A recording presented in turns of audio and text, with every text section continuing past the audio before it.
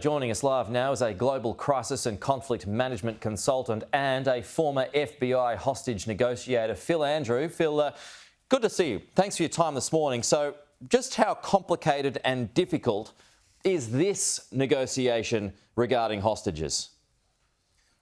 Well, as you were just reporting, these are multiple hostages from various countries, and now in a war setting in an area of Gaza that is a labyrinth of tunnels. And we're just getting little bits of information from the hostages that have been released on how they are being held. But we don't have a lot of information on exactly who's holding them and where.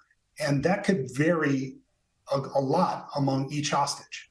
Yeah, and further to that point, it was so interesting hearing the comments from the 85-year-old who was released yesterday when she said she was taken through a damp spiderweb of tunnels and goes on to claim that there was a Hamas fighter guarding every one hostage. So how well protected do you think those hostages are?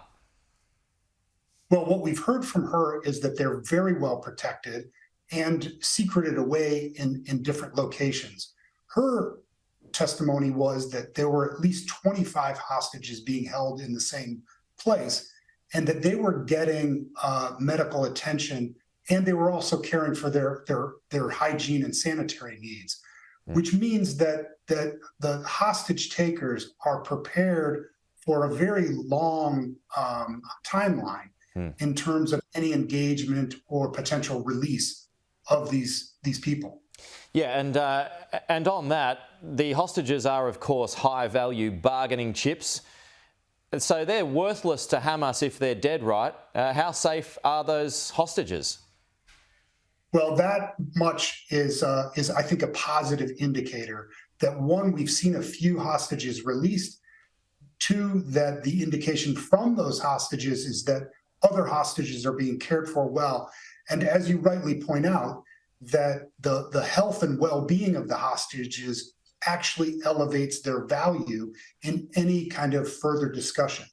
The real critical thing here is that this is now a war zone, and that the ability to establish clear, trusted, kind of transparent dialogue with the hostage takers is going to be very difficult to maintain.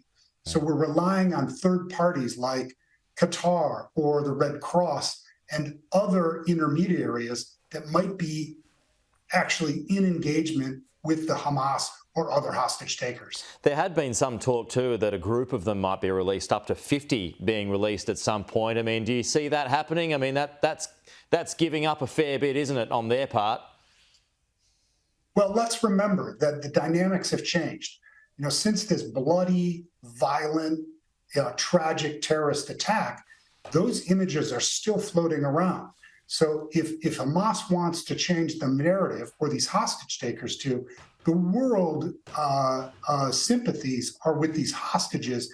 And the only way to kind of change that dynamic is for them to show some humanity in the way that they treat these hostages. Okay. So I think that the world outcry, from the Pope to neutral nations and to just the level of humanity, is something that they really have to contend with as this goes on. Okay. Phil Andrew, former FBI hostage negotiator, thanks for your time. Thanks for your insight.